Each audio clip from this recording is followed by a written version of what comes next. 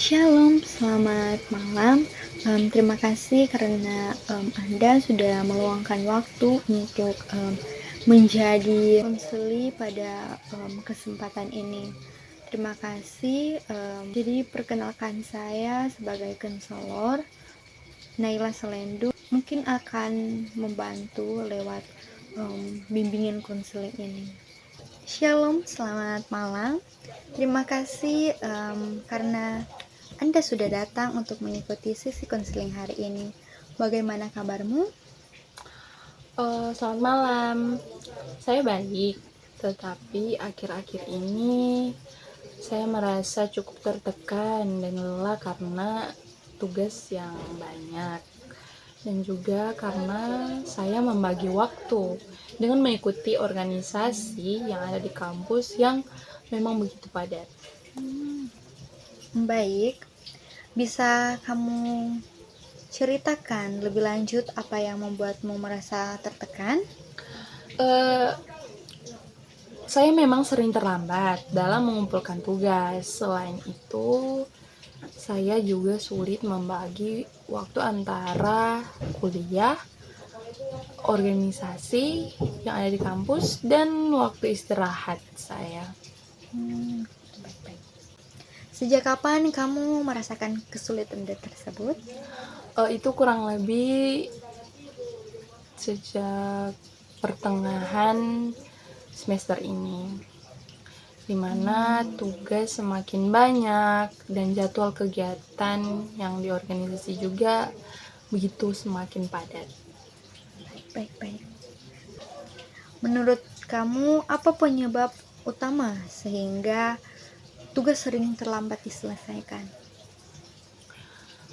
Saya sering ada pekerjaan, entah itu tugas, pekerjaan rumah lainnya, karena saya capek dengan aktivitas yang saya lakukan, entah itu di organisasi kampus, dan kadang saya lebih banyak bermain media sosial, entah itu bermain game online, menonton TikTok, menonton video yang ada di YouTube, bahkan tidur daripada mengerjakan tugas saya.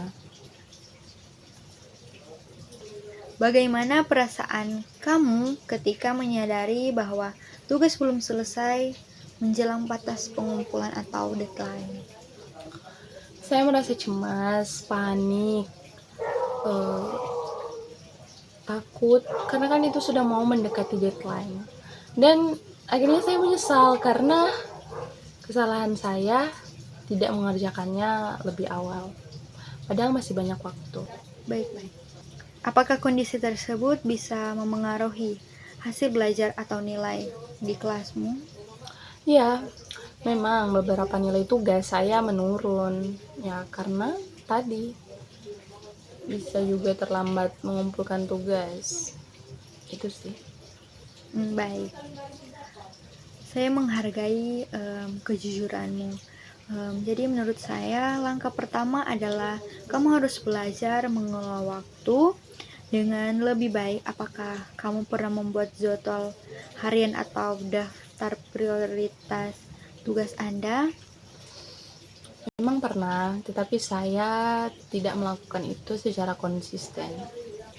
Tidak apa-apa, kita bisa mencoba membuat jadwal yang lebih sederhana dan realistis. Misalnya kamu nantinya tiap hari menentukan tiga tugas utama yang harus diselesaikan terlebih dahulu sebelum kamu melanjutkan aktivitas lainnya nanti. Oh, oke, baik. Saya rasa itu memang bisa membantu saya lebih fokus. Selain itu, coba kamu membatasi penggunaan media sosial ketika kamu sedang belajar. Misalnya hanya membuka media setelah selesai dalam menjalankan aktivitas belajar nanti. Oke, baik. Saya akan mencoba untuk melakukannya. Bagus. Dan apa nantinya target yang akan kamu capai? Target ya, saya ingin mengumpulkan semua tugas dengan tepat waktu sih, dan juga membuat jadwal belajar yang teratur agar saya tidak terlambat dalam mengumpulkan tugas lagi. Oke, itu target yang baik. Saya percaya kamu mampu mencapainya jika dilakukan secara bertahap dan konsisten nantinya. Nantinya kita akan mengevaluasi perkembanganmu pada pertemuan berikutnya. Oke, baik, terima kasih.